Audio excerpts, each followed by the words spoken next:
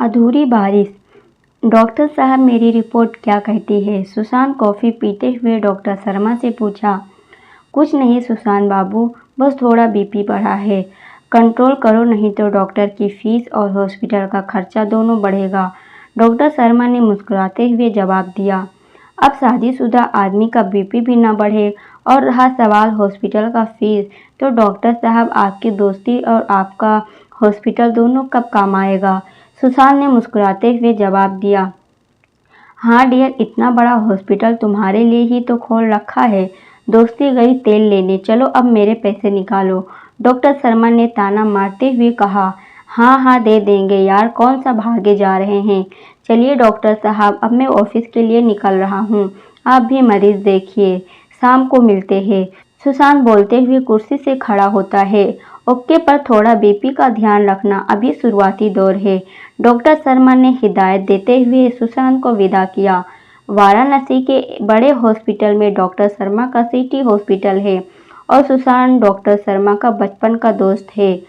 Hospital में सुशांत को सभी जानते हैं, इसलिए निकलते निकलते सुशांत को बहुत टाइम लगता है।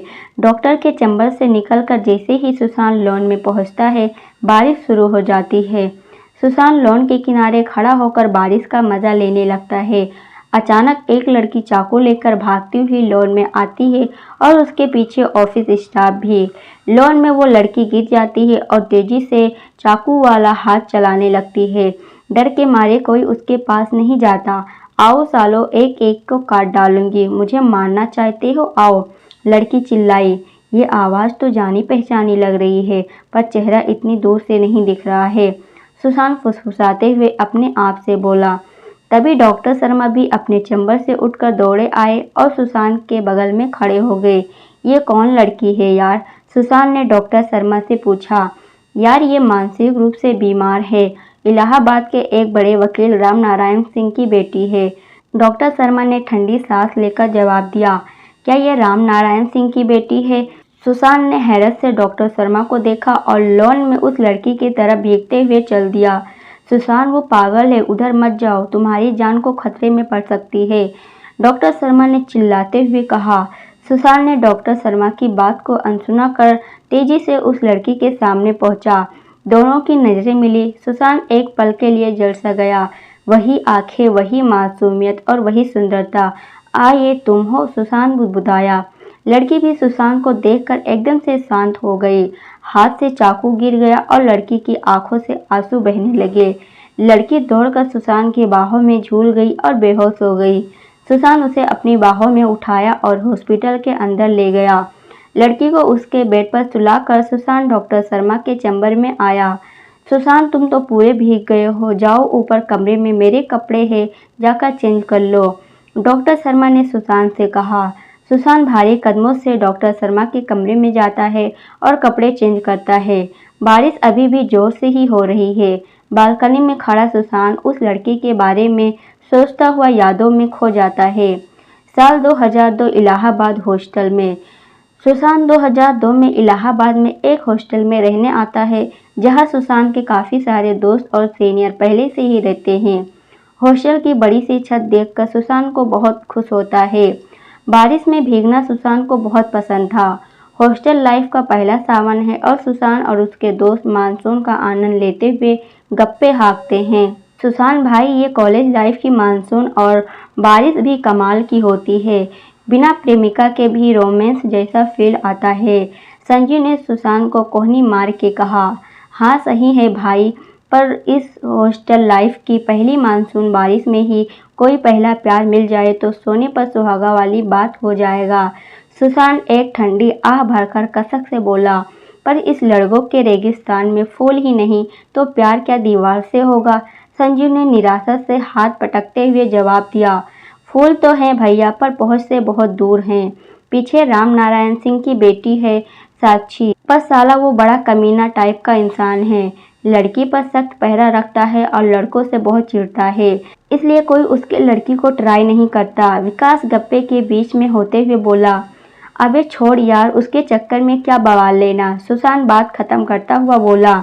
अगले दिन बारिश में सुशांत हॉस्टल के छत पर भी बैठा भीग रहा है और बारिश का आनंद ले रहा है। पीछे वाली छत पर साक्षी बैठी भीग रही है और बार बार सुशांत को देख रही है। अचानक सुशांत की नज़र साक्षी पर पड़ती है और उसे देखता ही रह जाता है। बड़ी बड़ी आंखें, मासूम चेहरा, पतली कमर, गुलाब से सुर्ख लाल ओठ, उफ, इसके पास तो सब कुछ है दीवाना बनाने लायक। सुशांत फुसफुसाता है। सुशांत को इस तरह देखते हुए साक्षी शर्मा जाती है और मुस्कुराकर भाग जाती है। मुस्कुराकर उस दिन साक्षी सुशांत को घायल कर देती है और सुशांत उसका दीवाना हो जाता है। उस बारिश के बाद अक्सर सुशांत छत पर सिर्फ साक्षी को देखने ही जाता है और साक्षी भी उसे देखकर दौड़ी आ जाती है। शायद दोनों ने इस सावन के बारिश के रूमानी तपन को महसूस करते हैं। अबे सुशांत, थोड़ा छुप छुपा के भाई, पूरे हॉस्टल में चर्चा है कि तुम्हारा और साक्षी का चक्कर चल रहा है। संजय ने हिदायत देते हुए कहा। नहीं भाई, ऐसा कुछ भी नहीं है, सुशांत शर्माते हुए बोला। और एक बात और पता चली है उस साक्षी के बारे में, वो स्किज़ोफ्रेनिया से पीड़ित है। साक्षी दुखी स्वर में बोला। स्किज़ोफ्रेनिया के बारे में सुशांत जानता है।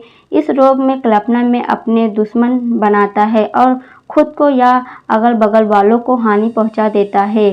सुशांत साक्षी के बारे में पता करता है तो पता चलता है कि उसकी मां की मौत के बाद उसकी ये हालत हुई है।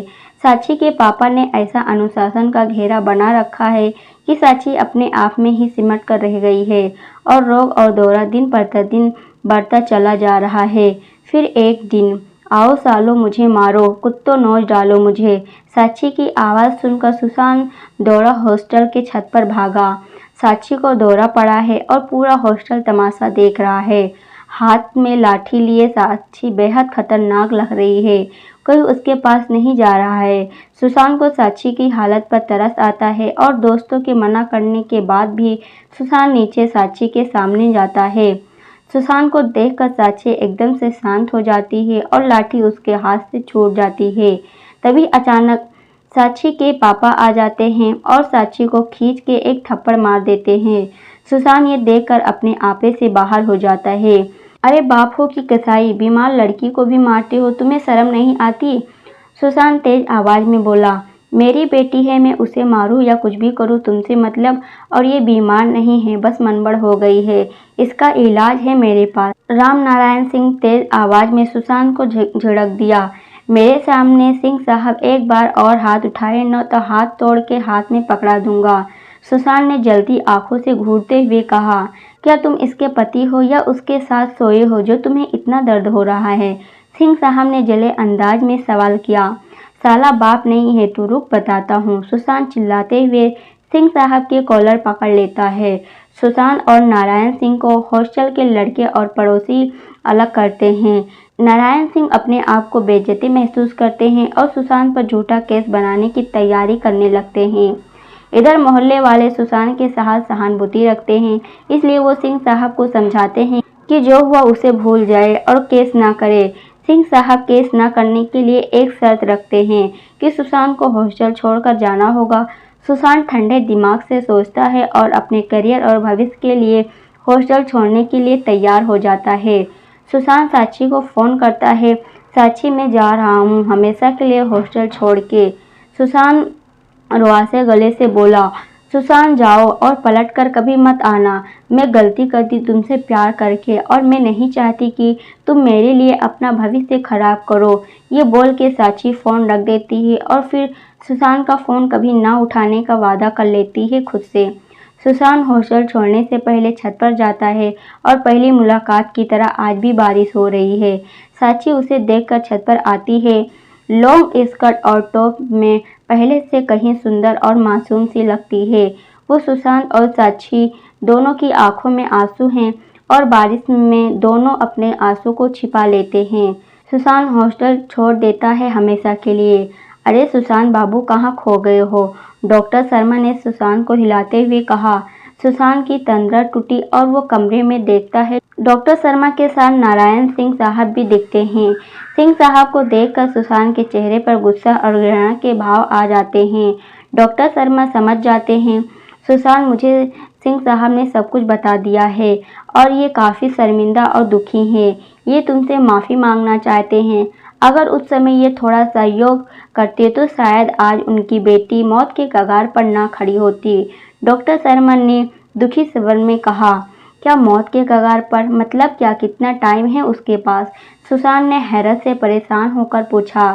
शायद बहुत कम। बस यूँ समझ लो कि हल्के में लेकर वकील साहब ने अपनी बेटी का रोग उस लेवल तक बढ़ा दिया है कि वो 3 बार जहर खाकर जान लेने की कोशिश कर चुकी है और अब उसके रिकवरी होने का चांस बहुत कम है, डॉक्टर ने सुसान को बताया।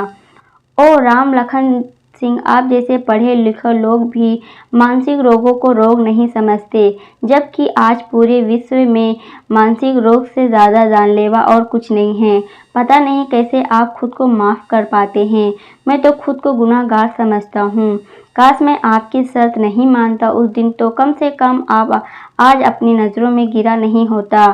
सुसान रोते हुए बोला और कमरे से चला गया। एक पल भी हॉस्पिटल में रुकना नहीं चाहता था। वो तेजी से बाहर निकला और अपने घर चला गया। अभी वो घर पहुंचा ही था कि उसका फ़ोन बजा। सुसान, प्लीज़ जल्दी से हॉस्पिटल आ जाओ। वो साक्षी। उधर से डॉक्टर शर्मा ने घबराए हुए कहा।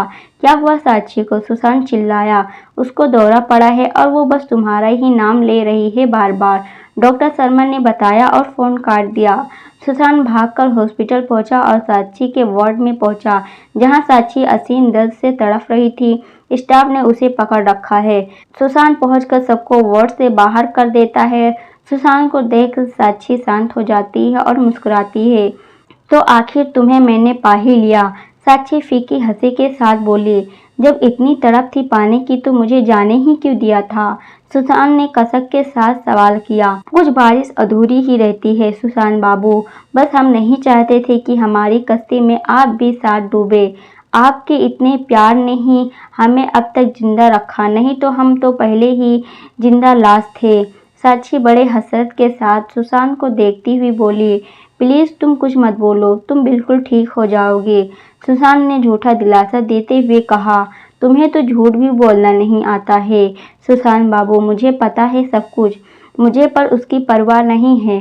बस आखिरी समय में मैं तुम्हारे पास हूँ, मैं बहुत खुश हूँ, साक्षी ने दर्द में ही तड़पते हुए बोली। चुप रहो तुम, सुसान ने उसे डांटा। एक आखिरी इच्छा पूरी करोगे Susan Babu?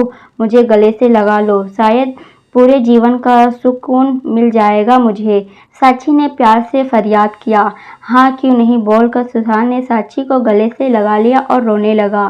Susan, I love you, साक्षी ने फुसफुसाते हुए सुसान के कान में बोली और उसके गालों पर अपनी ओंठ रखकर निढाल हो गई। सुसान ने जोर से उसे झंझोड़ा और पागलों की तरह आई लव यू टू कहा, पर शायद ये सुनने के लिए अब साक्षी अब इस दुनिया में नहीं रही। सुसान उसे सीने से लगा के रोने लगता है और डॉक्टर शर्मा दौड़कर कमरे में आते हैं और सुसान की तरफ देखते हैं। साक्षी इस बिना इंसानियत की दुनिया से मुक्त हो गई है डॉक्टर साहब, रोते हुए सुसान बोला। बाहर सावन की घटाएं जोर से बरस रही है और फिर से सुसान के आंसू को धो रही है। दोस्तों, इस वीडियो के बारे में आपकी क्या राय है कमेंट करके ज़रूर बताइएगा। वीडियो पसंद आई हो तो लाइक शेयर करना मत भूलना। अगर आप चैनल पर नए आए हो तो चैनल को सब्सक्राइब ज़रूर कर लेना। पूरी वीडियो देखने के लिए आपका बहुत बहुत धन्यवाद।